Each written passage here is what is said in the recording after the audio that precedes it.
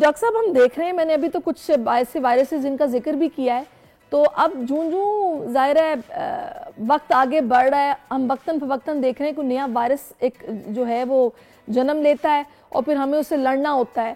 لیکن ابھی حالیہ جو سچویشن ہے اس میں اسموگ ہمیں بہت برے طریقے سے افیکٹ کر رہی ہے. مجھے بتائیے گا کہ یہ کس طرح سے ایک انسانی صحت کو خراب کر رہی ہے اور ہونا کیا چاہیے جو کہ نہیں ہو رہا؟ بہت شکریہ جی. دیکھیں جو ہمارے ایریاز ہیں پنجاب کے، خاص کر لاہور اور اس کے گرد نواح کے، یہ پچھلی 2-3 دہائیوں سے ہم دیکھ رہے ہیں. جو پہلے اسموگ ہوتی تھی، جب اس میں پولوٹنٹس ایڈ ہو گئے، آمیزش ہو گئی ان چیزوں کی جیسے دھوئیں کی اور ڈسٹ کی، اور اس کے بعد یہ جو باقی انڈسٹریل ایمیشنز کی، اور جو گاڑیوں سے جو ہم سلنسر سے نکلتے ہیں دھواں، ان مین تو یہی وجہ ہے. اس کی وہ کالی ہو گئی اور اس کو ہم نے اسموگ کا نام دے دیا. صحیح.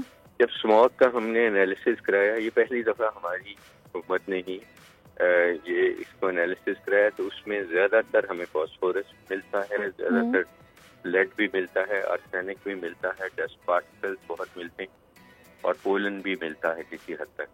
تو یہ ایک امیزش ہو گئی. اور جب ہوا جو ہے وہ نہیں چلتی، بالکل زیرو اس کا ونڈ پریشر ہوتا ہے اور وہ اسٹیگننٹ رہتی ہے، تو اس کو ہم اسموگ کہہ دیتے ہیں.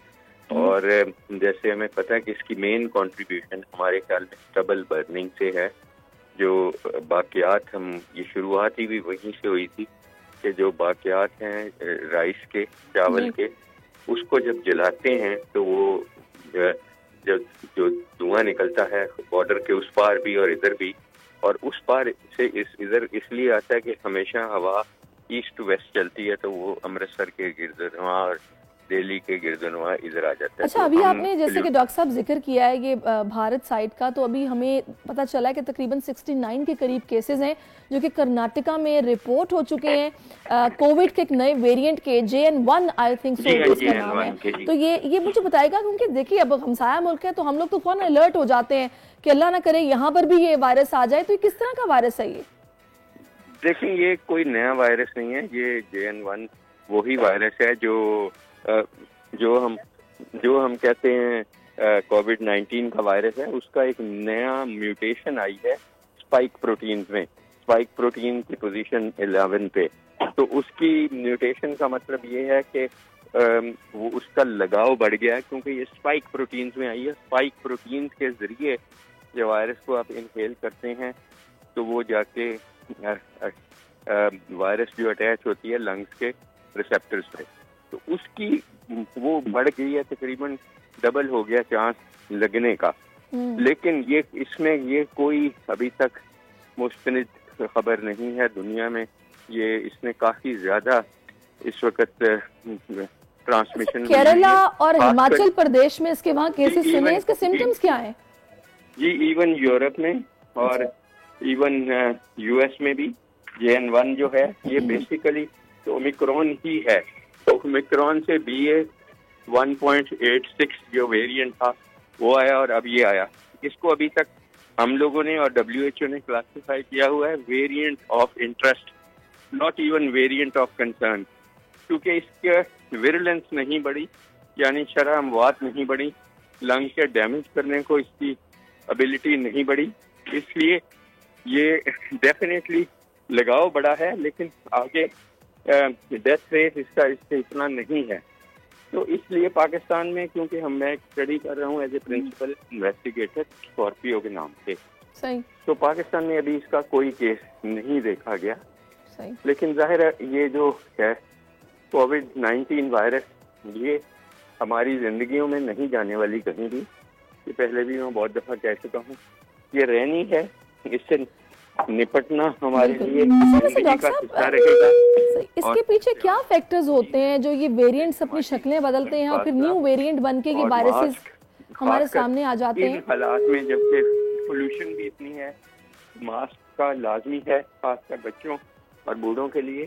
اور بوڑھوں کو چاہیے کہ ویکسینیشن اس کی کراتے رہیں جو اب ماڈیفائڈ ویکسین ہے. پرانی ویکسین کافی حد تک اب غیر مؤثر ہو چکی ہے. جو ماڈیفائڈ نئی موڈرنا اور یا فائزر کی نینی تک جو وائرس ویکسین ہیں وہ لگاتے رہیں. اور اسی طرح آج کل کیونکہ فلو بہت پھیلا ہوا ہے لاہور میں اور پنجاب میں, تو فلو شاٹس بھی لگانے چاہیے بوڑھوں کو اور بچوں کو. اچھا ڈاکٹر صاحب, میرا آپ سے سوال یہ تھا کہ آخر کیا وجہ ہے کہ یہ جو وائرسز جو کہ آلریڈی موجود ہیں یہ اپنی شکلیں بدل کے نیو ویریئنٹس بن کے ہمارے سامنے آ رہے ہیں, اس کے پیچھے فیکٹرز کیا انوالو ہیں؟ دیکھیں, کوئی بھی وائرس, خاص کر کووڈ-19 کی جو RNA وائرس ہے اور خاص کر یہ جو ریپڈلی ڈیوائڈنگ وائرسز ہوتی ہیں, جب یہ ڈیوائڈ کرتے ہیں آپ کی باڈی کے اندر تو اکثر اس کی ویریشنز بھی آ جاتی ہیں اور میوٹیشنز بھی آ جاتی ہیں. اور وہی ہوا ہے کہ کووڈ-19 کی تقریباً 700 سے زیادہ ویریئنٹس آ چکے ہیں اور میوٹیشنز بھی اس کی تقریباً 90 سے زیادہ آ چکی ہیں. تو یہ اس کا ایک نیچرل عمل ہے. یہ پرفیکٹلی ریپلیکیٹ نہیں ہوتی, آگے ملٹیپلائی نہیں ہوتی. یہ ہمیشہ اس کی وہ آ جاتی ہے ویریشن بھی. اور جو مریض کے لیے ضروری ہے وہ یہ ہے کہ جو ٹیسٹ ہوتے ہیں, جو ہم RT-PCR کرتے ہیں یا جو ریپڈ ٹیسٹ کرتے ہیں, وہ پھر غیر مؤثر ہو جاتا ہے.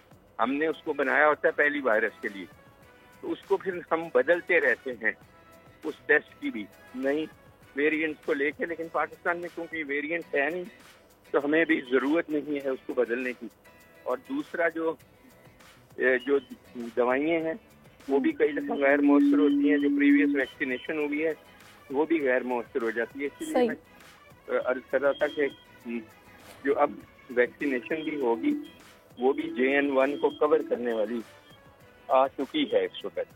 صحیح, JN1 کو کور کرنے والی ویکسینیشن بھی آ چکی ہے. اور ڈاکٹر صاحب آپ کا یہ بتانا ہے کہ اگر ہمیں ویکسینیشن کروانی ہے تو پرانی غیر مؤثر ہو چکی ہے. جو ماڈیفائڈ ویکسینیشن ہے, بھلے فائزر کی ہو یا کوئی بھی دوسری جو کہ آپ کو متعلقہ جو ادارے ہیں یہاں پہ ویکسینیشن سینٹرز ہیں وہاں سے معلوم ہو جائے گا, وہ کروانا بہت ضروری ہے.